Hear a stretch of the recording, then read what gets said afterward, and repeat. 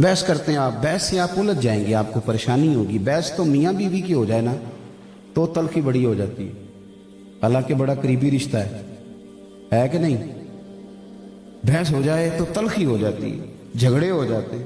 تو اب گھر کے اندر بحث ہو جائے تو کام نہیں دیتی تو باہر کیسے کام دے گی؟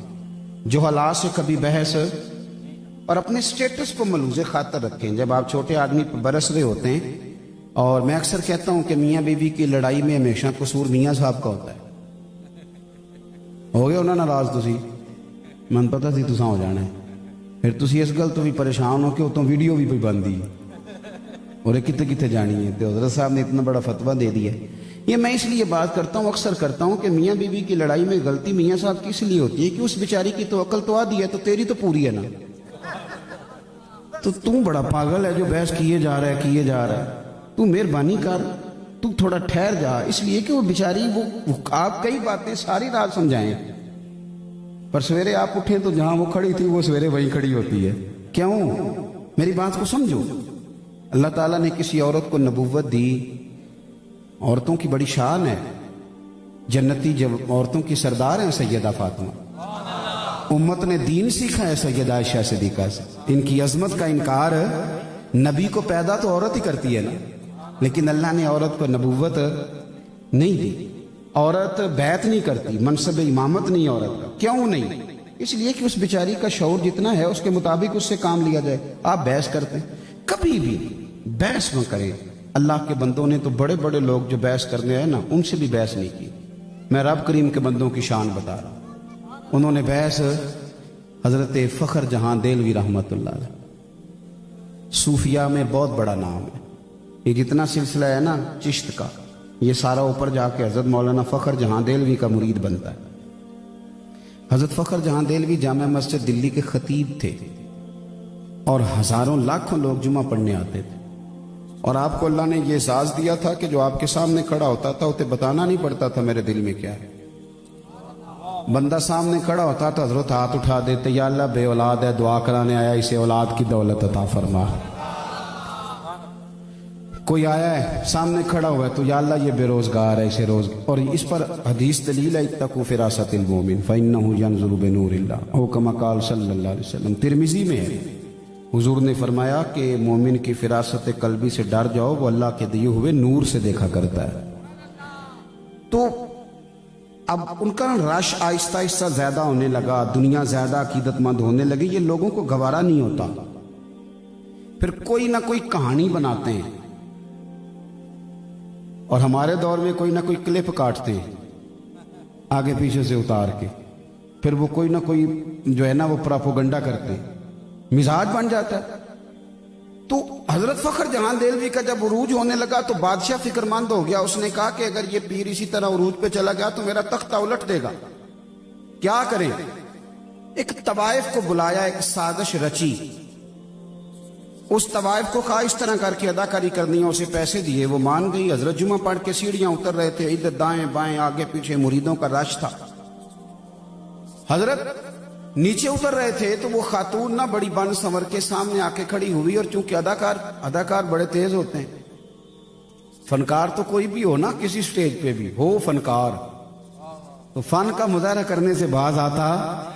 یہ میں نے دیکھے ہیں بڑے بڑے فنکار، اور بڑے بڑے سٹیجوں پہ اصل میں فنکار ہوتے۔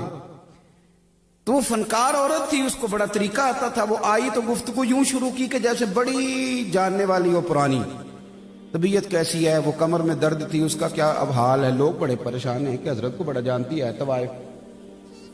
پھر اس نے بڑی عجیب بات کی، کہنے لگی ناراض نہ ہوئیے گا، بازار گئی تھی تو آپ رات کو آئے تھے نا جب میرے گھر، معاذ اللہ، تو یہ کھوٹے سکے دے گئے آپ غلطی سے، تو وہ دکاندار نے لیے نہیں، تو مہربانی کریں یہ سکے رکھ لیں۔ سارے مرید پکے نہیں ہوتے، کچھ کچے پکے بھی ہوتے ہیں، صحیح کہہ رہا ہوں۔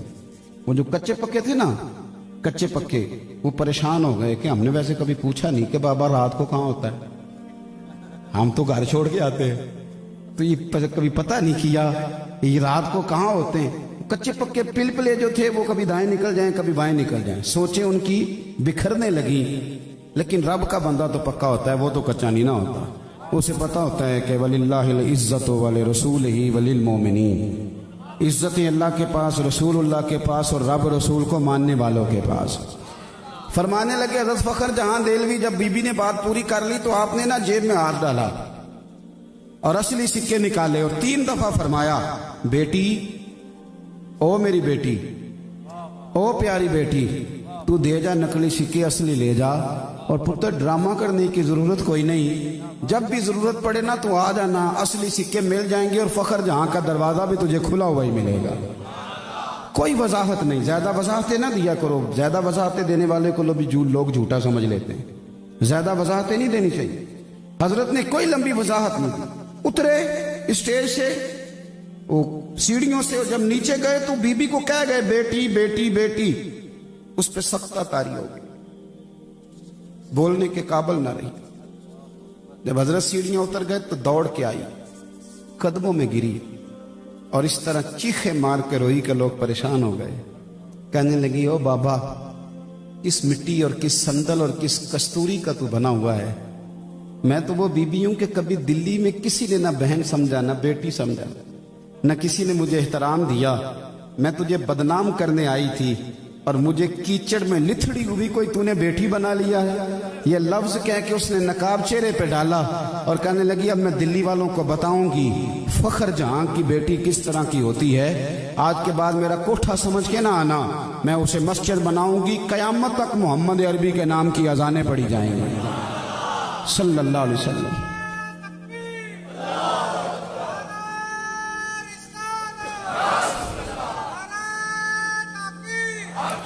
او بھائی، اللہ کے بندے بحث نہیں کرتے، الجھاؤ پیدا نہیں کرتے، آپ یقین کریں۔ اور ایک بات اچھی طرح سمجھ لیں، رب کے بندوں کو یہ بھی بتانے کی ضرورت نہیں ہوتی کہ میرا عقیدہ کس طرح کا ہے، کچھ چہرے ہی بتا دیتے ہیں کہ عقیدہ کچا ہے کہ پکا ہے، کچھ چہرے ہی بتاتے ہیں۔ مہربانی فرمائیں، یہ الجھاؤ سے نکلیں، اپنی زندگی عاجزی والی، اپنے کام سے کام رکھنے والی، اور اپنی مصروفیات میں ڈھیر سارا درود پاک شامل کریں، تلاوت شامل کریں، تھوڑا کم کریں بحثوں میں، میڈیا میں، ان چیزوں میں الجھنا، اپنا مسلح آباد کریں، اپنی روحانی ضروریات کو پورا کریں، اپنے وظائف پر توجہ کریں۔ میرے پاس کچھ سنگی آتے ہیں کہ ایک دفعہ کہتے ہیں مرید فلانی جگہ پہ ہیں، طالب کر لیں، تو میں کہتا ہوں پیر صاحب نے شجرہ دیا پڑھتے ہو؟ ان کے دیے وظیفے پڑھتے ہو؟ کہتا جی بس دعا کریں۔ تو میں کہتا ہوں جب ایک کی دی ہوئی تعلیمات نہیں پڑھی جا رہی تو 3 کی کیسے پڑھو گے؟ تو آپ ایک کی تو پڑھو، کچھ کرو تو صحیح، کرتے ہی نہیں۔ بہت سارے لوگوں کو شکوہ ہے کہ مجھے جی فلانی جگہ سے ملا کچھ نہیں، اور میں نے کہا لینے کے لیے بھی تو برتن سیدھا ہونا چاہیے، اگر تیرا برتن ہی الٹا ہے تو اس میں خاک گرے گی کوئی چیز، برتن تو سیدھا کر۔ رب کریم کے بندوں نے زندگی میں کوئی الجھاؤ نہیں بناتے، مزاج نہیں۔